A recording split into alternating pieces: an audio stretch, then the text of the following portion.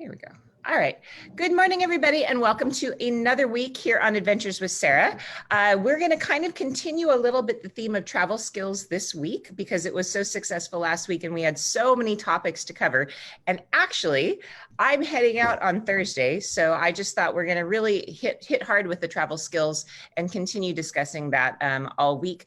The travel skills talk that Reed and I were going to do on Friday, which we had to postpone, that is going to be tomorrow at 6 p.m. So bring your cocktails and we'll talk about some travel skills. But today we're going to talk a little bit about languages because I know a lot of people are a little feel a little concerned or worried if they're not going to be understood when they're going to a foreign country. So today we have a language teacher. This is Davide. Buongiorno, Davide. Buongiorno, buongiorno. Thank you for having me here.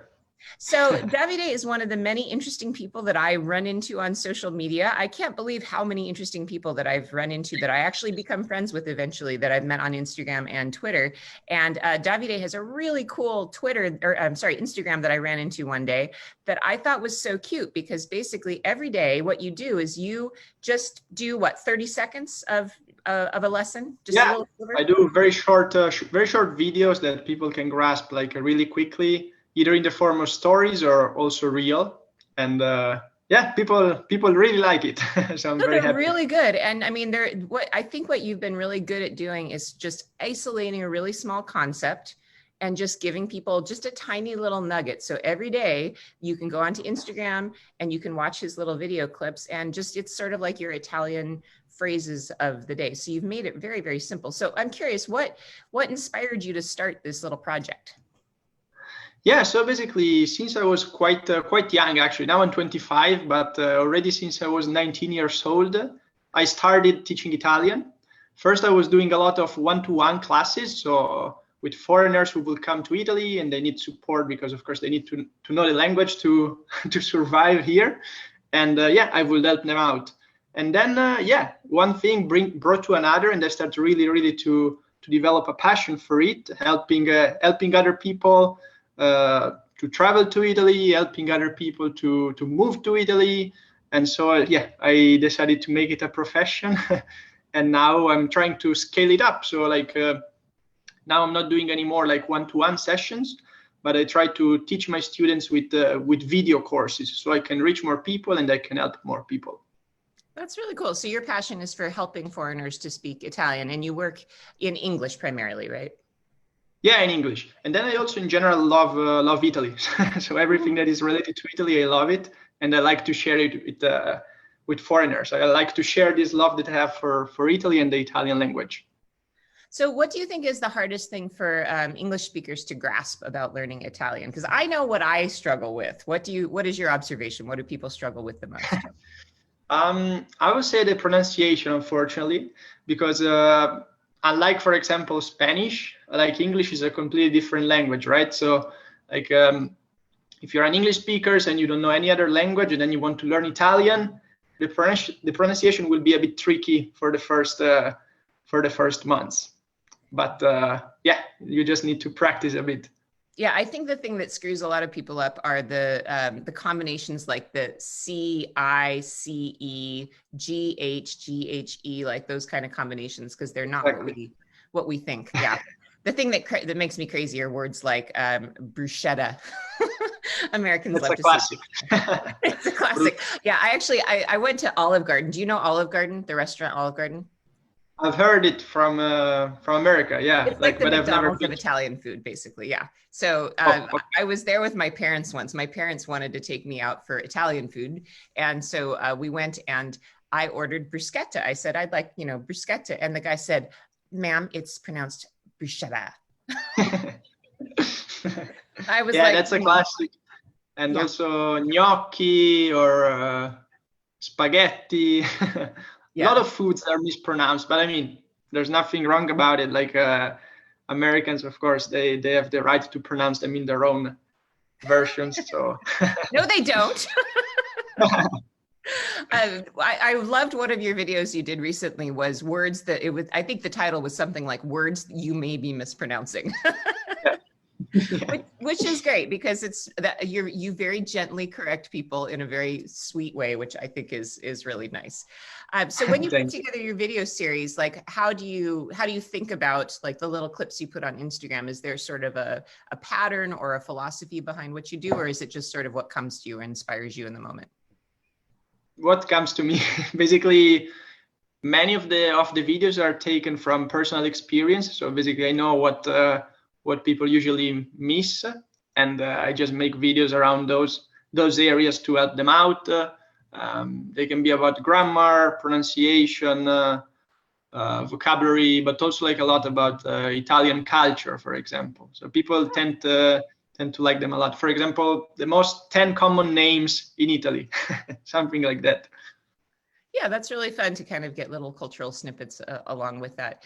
So what do you kind of think are the base, if you were to, only have a half an hour with somebody and they needed a super small crash course in Italian, what do you think are kind of the major building blocks, a way for people to think about Italian? Because I know English, it just doesn't work the same way. And I kind of have a way I try to help people, but it's a really complicated thing because most travelers don't have a lot of time to spend on this. So what do you think are kind of the key phrases or the best approach to picking up a language quickly? The best approach, okay. So in just 30 minutes, you said, in just 30 minutes, you need to learn? I'm just saying, I mean, maybe you have longer, but just in a short attention span kind of way, because you've done that really well in your videos to kind of package ideas in a really small way. If you were to do a little bit longer span, like what would your approach be? Yeah, I think I will start. I will focus a lot on pronunciation. So basically, I will start with the alphabet really, because if you know the alphabet, you can basically pronounce almost all the Italian words. Because we are lucky in the sense that in English, like we have so many different words that are written in one way, but pronounced in a completely different one, right? And there's no way to really figure it out. In Italian, instead, like if you figure out the alphabet and if you figure out some special sound, for example, GN or SCHE, like gnocchi, bruschetta, then you basically know how to pronounce all the words in Italian. So it's really about learning the alphabet and then these special sounds. And then I will focus also on making the student understand the structure of the sentences. So for example, I will tell them that the verbs change according to the person they refer to. So for example, it's not like English where you basically just add the S at the third person, like when it's he or she. In Italian, they all change. If it's I, you, he, they all change at the end of the verb. So I will make that concept pretty clear, and maybe also about the distinction between a feminine and masculine noun. So basically, in Italian, every noun has a gender, and according to the gender, we use a specific article. So a bit more complicated than English, but not that much. Like it's not like Japanese or anything. Like English speakers can definitely learn Italian. Yeah, so I mean, a good example of the masculine, feminine when you're talking about adjectives is like if it's a woman, she's bella, but if it's a man, he's bello, right? Exactly. Yeah, the other strategy that I think is really good is there's you can get, if you really want to up your game a little bit and you're just a beginner, there's a book available in the United States called 101 Italian Verbs. This is how I really progressed in Italian. Was I used to, as a kid, I loved to read the English dictionary. I just like words. And that's a really fun way to go through because it shows you 25,000 conjugations. But that's the thing that's so like mind-blowing is there's too many conjugations. So one of the tips I have in my mind that I like to share with people is don't worry about the other forms, right? I notice Italians speak in the present tense 90% of the time. Am I right in that assumption? Yeah. Like we have many different tenses, but the one that we use are pretty much always the same.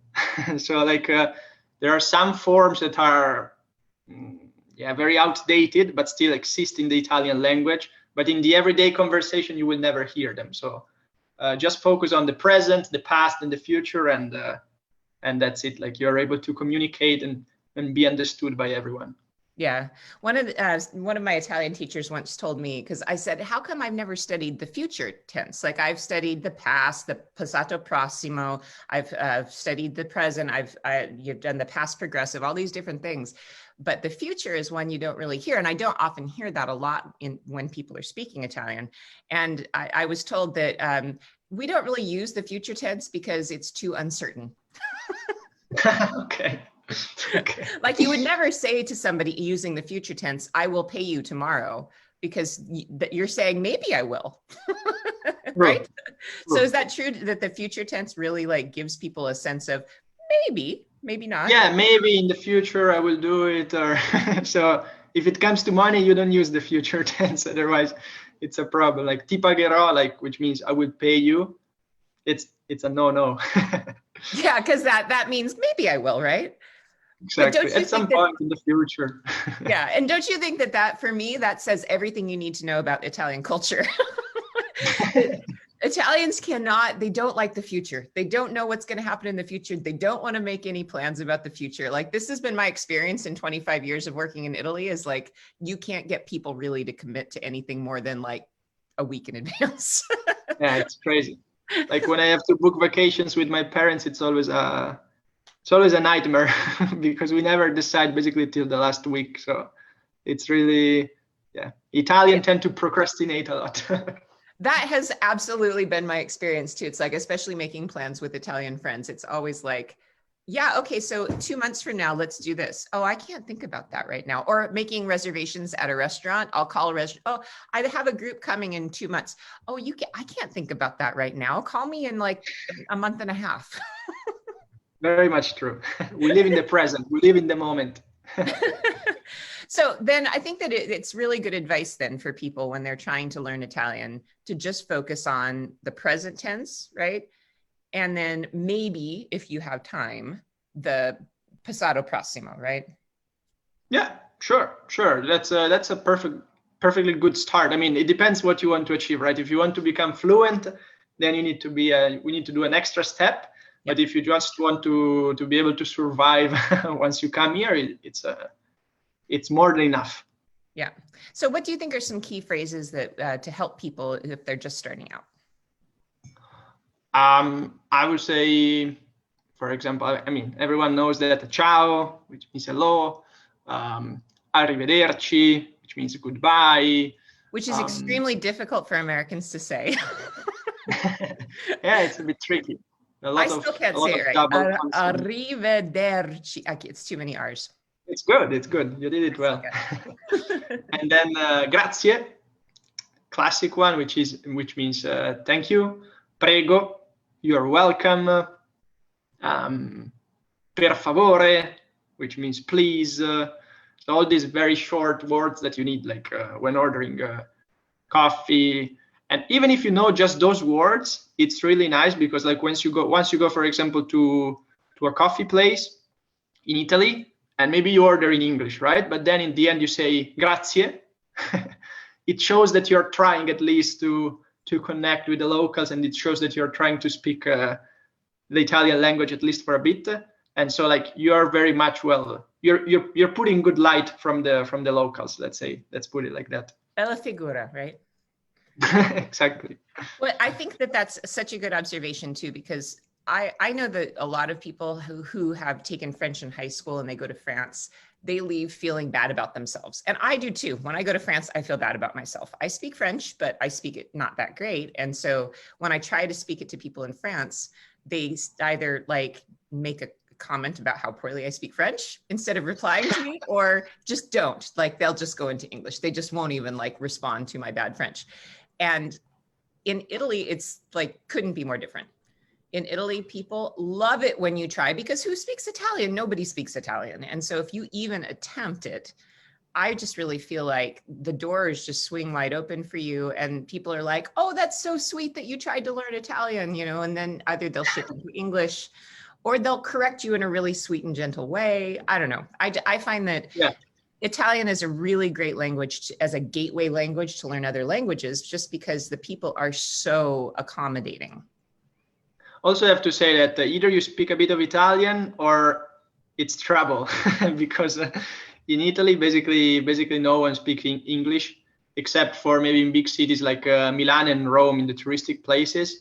But if you just go outside a bit, the big cities, it's like nobody, not even the young people speak English. So you need to understand that you need to speak a bit of Italian to be there. Well, I'm a little bit older than you, and I studied in Rome in the 90s, and not even people in Rome spoke English. It was like literally if I wanted to feed myself, if I wanted to go and buy groceries, I couldn't do it in English. Like I had no choice but to learn Italian. So these days it's easier if people, like you say, if people stick to the main places. And I find hoteliers in every city speak English, and more young people do speak some English. But yeah, back in the 90s, no. It's kind of like you learn Italian or you're starving tonight. Exactly. Which is good. You know, I think it was good to force me to really do that. But languages are so hard. I mean, they're just really difficult. But as far as the Romance languages go, the other thing that's really neat, if people focus on Italian first, I find that it's an easy thing to transfer over to Spanish and to French. Do you speak Spanish and French? Yeah, I speak just Spanish. So like Spanish and Italian are very similar. So if you speak English and Spanish, for you to learn Italian will be like a walk in the park, really, because they're so similar. French is a bit more difficult, in my opinion, but yeah, the Romance languages, like they have so many things in common. So once you know one, then it's easier to move to the next. It really is. Yeah. I mean, I've never taken French. The way I speak French is when I'm in France, I think, how would I say this in Italian? And then I just Frenchify it, and it works. Maybe that's why the French sneer at me. But yeah, I have a sister-in-law who's from South America who doesn't speak any English, and I always speak Italian to her, and it works. Okay. We get each other. Good. I mean, it's not perfect, but we get each other. So yeah, that's why I also think it's one of the easier languages to start with, because like you said, the pronunciation rules are pretty much the same always. There's not a lot of exceptions, right? Exactly. No, exactly. I think it's one of, I would say it's one of the easiest languages to learn in the world. I think Italian. It's not so difficult. Like, I think I remember like a graph that showed like the level of difficulties of each languages, and the Romance ones were pretty much straightforward to learn. Yeah, they're the more easy ones. It's I think Italian is, if you really get deep into study, it does become needlessly complicated if you're really kind of learning everything. But just for the basics, it's, I think, probably a little bit easier, right? Easier than definitely. You know, Japanese or Swahili or something like that. So. Exactly. So it's cool. So tell me about your lesson thing that you do now, because you said you were teaching one-on-one, but now you're doing like a video series that people can buy the whole series. So how does that work? Yeah, so basically, right now I have the registration open for my beginner course and my intermediate level course. And basically, these are just packages that contain a series of videos, exercises, and printable materials that you can consume at your own time. So basically, there's no live session. There's not like a Zoom link or Zoom meetings. Basically, once you sign up, you have access to this very well-structured series of content that you can do and watch whenever you want from any device. So you can watch it from the computer, from the phone, tablet, and as many times as you want. So let's say, I don't know, you're commuting to work every day and you need to take the subway, and then while you're there, like you just open your phone and you look at the lessons, video lessons, exercises, or let's say that it's late in the evening, you're coming home from a long work day, and you just rest on your bed, and then at the same time you watch a video and you learn Italian. So like my students really like it because they can learn whenever they want according to their own schedule, and they don't need to commit. Like they don't need to show up every time at a certain day. So they enjoy it more to learn that way. Oh, that's nice. And I do these very short openings for the registrations. For example, now it's the time. Now the registrations are open, and they will be open for just 2 days more, and then they close for like the next months. And I don't even know when I'm going to open them up again. And the reason is that I close them so then I can focus on helping the students, for example, through WhatsApp support or through our community that we have on Telegram and on Instagram. So they shoot me questions and they just answer right away. And so people can that's actually, if they're having troubles with the lesson or they don't understand something that they can call you or they can WhatsApp you and you can clarify stuff and you can help them. Exactly. That's they can text me on WhatsApp, they can text me on Telegram, which is another messaging app like WhatsApp, where we have all the students currently enrolled in the courses. They can text me on Instagram, so wherever they want. But at the same time, they're free to learn whenever they want. So like, you're flexible, but at the same time, you're also taken accountable for your learnings. So you have a teacher at your disposal to ask questions of, which that's a really interesting way to go about it too. That's very flexible for people that are just trying to learn. And do you are you able to help people figure out whether they need the beginning or the intermediate? Is there a way for people to tell which class they should take? So basically, I mean, the beginner course, it's perfect for people who are just starting out, so super beginners, but also advanced beginners. So like, if you already know some phrases, if you already know like maybe just the articles, it's still good to take the beginner course because it's so extensive. Like, there are 125 videos in the beginner course for a total of 18 hours. Wow. So like, yeah. Dang, you've really gone comprehensive here. Geez, what a lot of work you've done. Yeah. Like, it's really comprehensive, and we cover like grammar, vocabulary, pronunciation, Italian culture, and everything is put in a logical sequence, right? It's not like watching a YouTube video and then you look for another one, or you go to a learning app. Like here, there's a learning path that you can follow. There's a step by step, and that's what really people like appreciate. Well, and that's what I really like about the videos you put on Instagram, is that you're very good about really slow, careful, thoughtful teaching, which I really appreciate. I mean, you condense things into easy little bits. And I always think that the sort of how you find the best teachers and the best teacher method is to condense big ideas into something small that people can take a little bite of. It's like I always tell my kids, how do you eat an elephant? Do you know the answer to that? How do you eat an elephant, Davide? I have no idea. You don't. One bite at a time. Okay. Right? One bite at a time. One bite at a time. Yeah. It's just little, I mean, and that's the thing, is that Italian is an elephant. I mean, any foreign language feels like an elephant. Like, there's no way I can eat that. But yes, you can. You just have to have a teacher that understands how to give you a tiny little bite at a time. And then you'll get it, over time. It's about consistency also, isn't it? And then the good thing is that they're videos, right? So you can stop them, you can watch them again. It's not like having like a one-to-one session that I don't know, maybe you forget what you talked about yesterday, and now you don't know anymore. Like, here you have all the content like in one place that you can watch as many times as you want for all your life. So let's say that you're planning a trip to Italy, and maybe you want to start learning Italian a bit in advance. You learn it, and then once you're in Italy, you can still revise the content. You can still download some materials that then you can bring with you. You can, it's there forever, the content. That's really a plus. And that's a big plus of the course. Many years ago, I was working on the Rick Steves Italian phrase book, and I created for all of the books a sheet on the back, and I just called it the cheat sheet. So you could rip it out of the back of the phrase book when phrase books were paper and just stick it in your pocket. And I think that's just a good idea for everybody who's learning a language, no matter what country you go to. Take the time to take a piece of paper, write down the most critical phrases you think you're going to need, and then just fold it up and stick it in your pocket. That's always my tip. Yeah, that's good. That's a good tip. You being more of a Gen Zer, I think that probably you wouldn't do it on a piece of paper. You'd put it on your phone, right? So you're like, okay, Davide, tell me how to say good morning, right? Exactly, something like that. You'll have to have like an AI app where I can just literally look at it and say, Davide, tell me how to say, and then you can translate it for me, right? I don't offer that yet, but maybe in the future, who knows?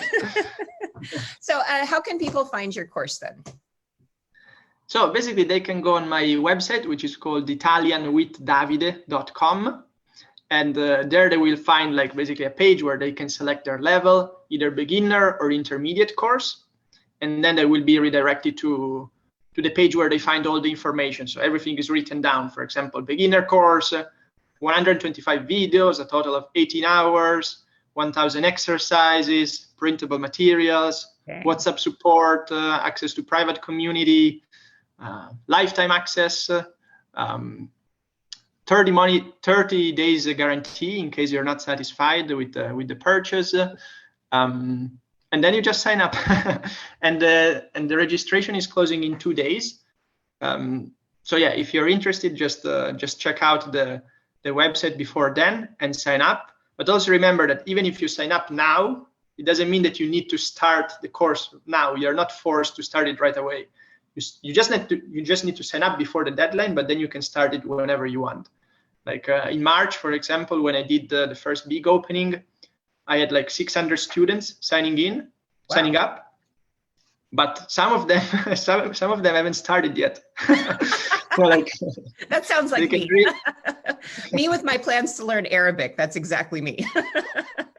No, what I mean is that you can really, start whenever you want. Like some start after 1 week, some after 2 weeks, some right away, and they finish the course in like 3 days. So it's really up to you. That's cool. Well, I really think that what you're doing is interesting. And I mean, I've always found that finding a good language teacher is very difficult. And I have had no luck when I've been learning other languages with, on like Duolingo is okay, but you don't really learn anything. It's fun. It's a game, but you don't learn a lot. A bunch of these other kinds of things, the tapes, I've gotten tapes from the library, not that tapes exist anymore, but I've tried all these different, you don't even know what a tape is, do you? You don't. Do you know what a Walkman is? No, I don't think so. Sorry, I'm just. I don't. But that used to be kind of the ways you would get these, files and you'd listen to it. And I don't know, I've never found a good solution for the best way to dive into a language. But I think what you're putting together is something really innovative and different. And also the fact that you provide support, like if people actually want to talk to you or message you about stuff, that's really cool. So you're free to learn whenever you want, but still accountable. So, and also like maybe one last thing about this community that we have. So basically all the students are in a specific private group where you can basically text with each other, you can encourage each other, you can support, you can meet new friends. So there's still a lot of interaction within the course, even if it's not live. Cool. That's great. All right. So I think that how I'd like to wrap up with is this. What is your Instagram language tip of the day?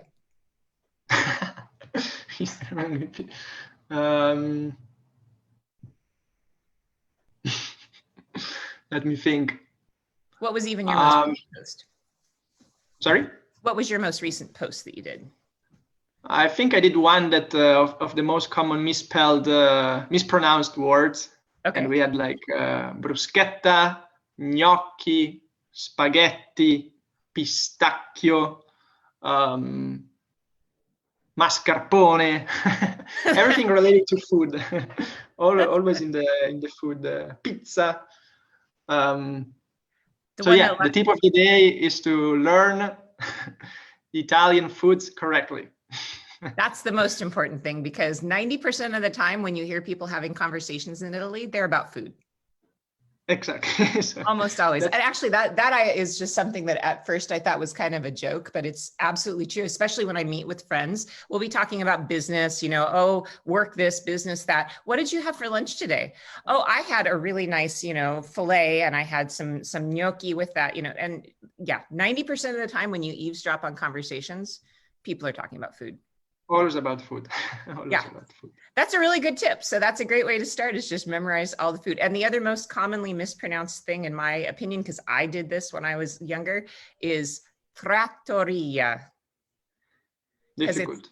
People like to say trattoria, right? Exactly. Like English speakers have a problem with double consonants. So when we have the same consonant, one after the other. So trattoria with 2 T. Like trattoria, yeah. The other thing I would Yeah. One of my favorite hobbies when I'm in Italy that just delights people, like if you can't do the accent, like you can't roll your R's. Just a little tip from me about rolling the R's for Americans. The way I learned it is I remember my Spanish teacher in high school told us to just say the letter D over and over again. Okay, I didn't know. It trains your tongue to do it. And that actually, I mean, that worked for me, but that's the rolling of the R's is not something that necessarily comes natural to Americans. But I think that when you're trying to speak a language, it's okay to pronounce things poorly. I just want to give people that pass. And the other thing that's fun for me, because I do know how to pronounce stuff, it's hilarious to speak to my Italian friends in a terrible American accent because they find it very funny. So in a way, if you just want to make people laugh, go ahead and just don't try to pronounce things particularly well, right? Yeah, I have to say that Italian have this tendency to laugh a bit when people are trying to speak Italian, but not because they are rude, just because it's just different sometimes, like the pronunciation. So we just laugh, but not to embarrass you, but just to have fun together. Yeah. Well, see, for me, like if I was just meeting you and I didn't know you and I wanted to make you laugh, I would say this: Davide, è un piacere da incontrarti. See, that's so stupid that you laugh, right? Yeah, no, it's just I'm just imagining like it's like my California like Valley Girl accent, but put into Italian. Yeah, I could spot that you're American, but it wouldn't be a problem at all. Like actually, I would be very, very happy, and I would be curious to know why you speak Italian and how you learned it. Yeah, and actually, I would say that is the number one question that people ask me when I'm traveling. I'm also, you don't know this, but I'm 6'2", so I'm extremely tall, and so nobody expects me to speak Italian, which is great because like when I do, their eyes get really big, and they're always like, "How do you speak our language?" And that's what I love about Italians is they never expect anybody to speak their language, you know, and when you do, they're so surprised and they're so like almost flattered. So happy. Yeah, so flattered, so happy. Like, wow, you speak Italian. Like, why are you living here? Yeah, exactly. Many Italians don't see foreigners every day, so that's also something. Yeah, so I don't know. In all of my experiences around the world, dabbling in different languages, I will still say that Italy is the best place to experiment with speaking a foreign language because you always get a warm reception, no matter how good or bad you're speaking. It's always people going, "American girl, how do you know our language? Where could you have possibly learned that? Nobody speaks our language." You know, I always get that kind of reaction. And I just absolutely love it because they'll do anything for you. And I think that once you make people smile, once you catch people off guard by understanding their language a little bit, I don't know, I think the doors open more to you, don't they? Yeah, no, absolutely. Like also for yourself, you start to feel part of the country. You have a sense of belonging there. Rather, if you always speak English, it's a bit. I mean, of course, in the short term, it's fine. But if you plan to stay in Italy for forever, like you need to learn it. Yeah, absolutely. One of my funny little stories about speaking two languages is that I forget when I'm in the United States that I speak Italian. I just forget. I don't use it all the time. I talk to my friends on WhatsApp in Italian, but that's different. I think a little bit in Italian and I think a little bit in English, but you know, I speak primarily English. There's always a weird sensation, and I bet you might have this in reverse. When I go to an airport and I'm about to get on an Alitalia flight and it's all Italians, because I don't really have my Italian brain on, and I start hearing it and I'm like, why do I understand what these people are talking about? Oh yeah, I speak a foreign language. That's why. And I would say it's one of the most delightful experiences in my life has been the struggle with the foreign language. Your English, by the way, is fantastic. Where did you learn English? I was lucky enough because when I was young, I traveled a bit with my parents. So I lived. I also lived a short period of time in America, in Boston. I also lived in London for a bit. So I was exposed quite many times to the English language, and that's how I learned it. So which language do you think in? Sorry? Do you think in English or do you think in Italian? I don't know. I don't know really. Like it depends on the day. because I think it depends who I talk with before going to bed, and what I listen to. So if I listen, I don't know, to an Italian movie, then I will sleep in Italian. If I talk with some of my friends in English, then it will be English. So it really comes and goes. But either Italian or English, not Spanish or not any other languages. That's for sure. There's a sort of a wisdom, at least I've heard in the United States a lot, that if you dream in a foreign language, then that means you've mastered it. And I would say this, No? You'll never master it. Okay. Okay. But it's a good sign. Yeah, it's a good sign. But I remember many years ago, I was sitting down with my professor in Rome, and her husband, he was American, had out a dictionary, and he was reading the newspaper. He'd lived in Italy for 30 years, and he had out a dictionary with the newspaper, and he was looking up words. And I just went, are you kidding? You've been here 30 years and you still have to look up words? He's like, oh yeah, it's a lifetime struggle. And I can confirm it's a lifetime struggle. Is it the same with you in English? You just feel like you'll never really master it all? Yeah. Like sometimes, I mean, there are some words that I just say, okay, what is this? Like especially if I read some complicated text, just sometimes I don't understand anything. Even if I speak quite okay, around certain topics for me, like it's a no. It's difficult, of course. Like if you were raised speaking Italian since you were 1 year old, it's difficult. It's easier than, of course, starting out when you're 20, 30, or 40 years old. Sure. But still, it's possible. So it's never too late. I have some students who are over 60 years old and they're studying. So yeah, it's never too late, and it opens up a lot of doors, as you said before. You start to feel part of another country, another culture. People are more friendly to you. You have a sense of belonging.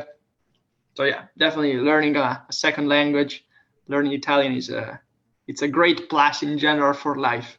And I like the point that you just made, that it's never too late, because that's another bit of wisdom that I think floats around in the United States that I think is untrue. People say that, oh, if you're over the age of 18, there's no point in starting a language because your brain will never absorb it. That's just not true. I've seen lots of people who later in life take up new languages and they're able to do it. It's determination. And more than anything, it's like a musical instrument. You need to do it every single day. Like that needs to be your habit, or, you'll lose it. Use it or lose it, right? True. And also you need to have a bit of structure. So like if you just plan to, or if you just dream to learn it, you will never really learn it. But if you follow like a learning path, it's way easier. Very cool. All right, it's very nice to talk to you, Davide, and so many good ideas. I really love your style and what you're up to. So if people are interested, you can find him at Italian with Davide.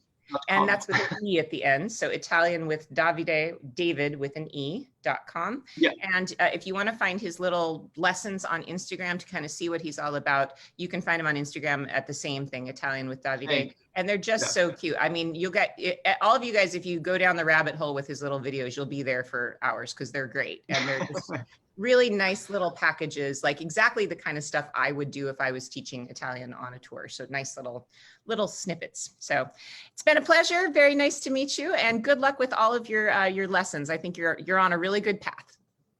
Thank you. It was very fun. So thank you for this call. Yeah.